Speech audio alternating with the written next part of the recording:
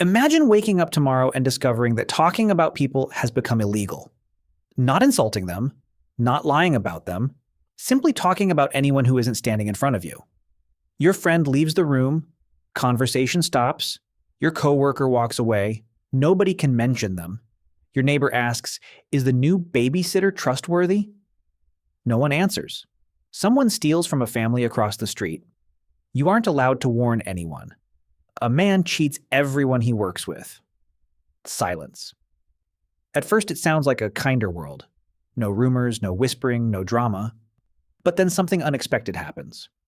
Trust begins to disappear. Because for most of human history, talking about other people wasn't just entertainment. It may have been one of humanity's oldest survival technologies. To understand why, let's go back. 40,000 years, you're standing beside a campfire. Around 30 people live in this camp. Tomorrow you'll leave before sunrise to hunt. One of the hunters walks over and smiles. He offers you a spear. He seems friendly, but appearances don't tell you much. Can you trust him? Will he stand beside you if a wild animal attacks? Will he share food if the hunt goes badly? Or will he run the moment things become dangerous? There are no police, no criminal records, no written history, no online reviews, no background checks, only stories. Then an older hunter quietly says, "Last winter he left his partner behind." That sentence is gossip. It might also save your life.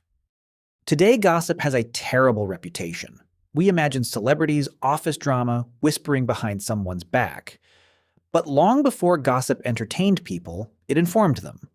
Our ancestors lived in small groups where survival depended on cooperation.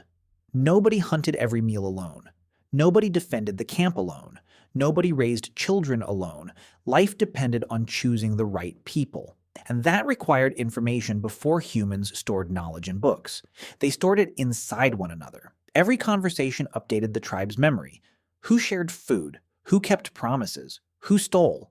Who lied? Who stayed when things became difficult? Reputation wasn't written on paper. It lived inside human minds. Now imagine trying to survive without any of it. You need someone to hunt beside you. Everyone looks equally trustworthy. You need someone to watch your children. Everyone seems equally kind. You need someone to share your last piece of food with. You have no idea who will return the favor. Without reputation, every important decision becomes a gamble. The campfire wasn't just where people stayed warm, it was where information spread, where trust was built, where reputations were earned or destroyed. Now imagine the tribe makes a new rule. From today onward, no one may speak about anyone who isn't present. At first, everyone celebrates.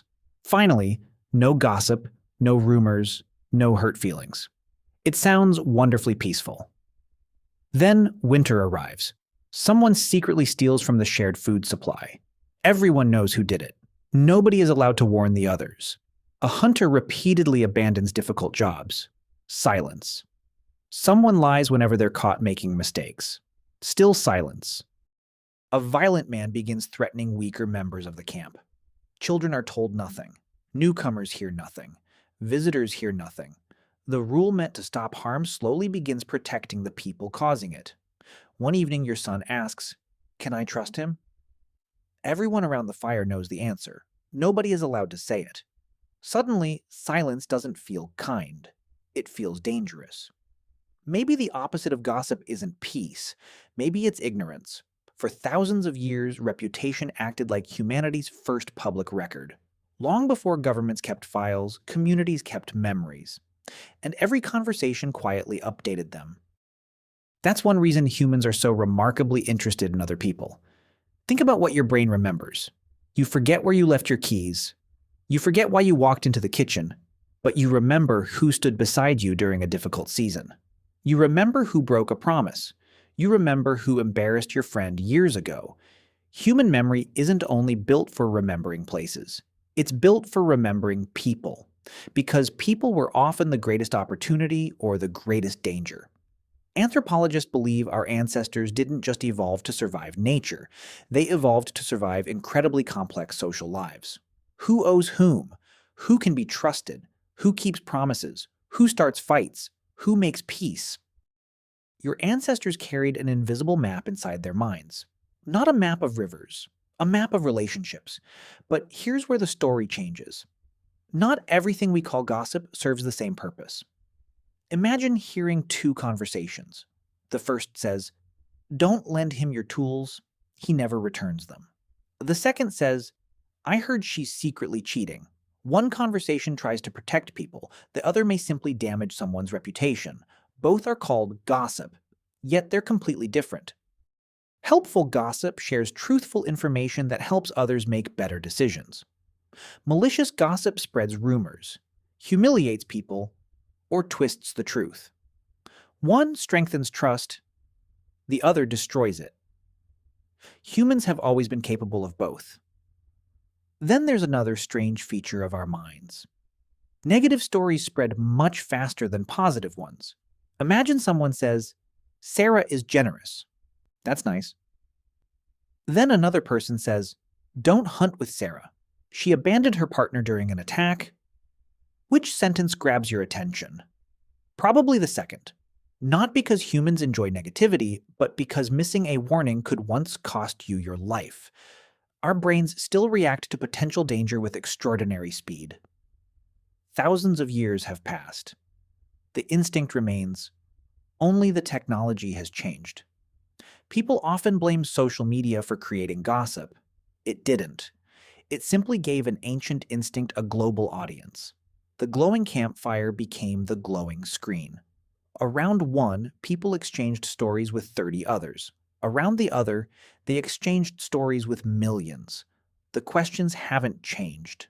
Can this person be trusted? Will they keep their word? Should I stay away? The conversation is ancient. Only the speed is new. Which brings us back to where we started. Imagine a world where nobody ever talks about anyone else. No warnings, no recommendations, no reputations, no shared memory. Every stranger becomes a complete mystery. Every decision becomes a gamble. Perhaps humans didn't invent gossip because we love talking about other people, and perhaps we invented it because trust has always needed information. The real danger was never conversation itself. The real danger begins when conversation stops caring about the truth. Every time you tell a story about someone who isn't in the room, you're adding one more line to their reputation. Your ancestors did it beside a campfire. Today we do it through glowing screens. The tools have changed. Human nature hasn't. So maybe the question isn't why humans gossip. We've probably been doing that for tens of thousands of years. The better question is this: when you leave the room, what story will people tell about you?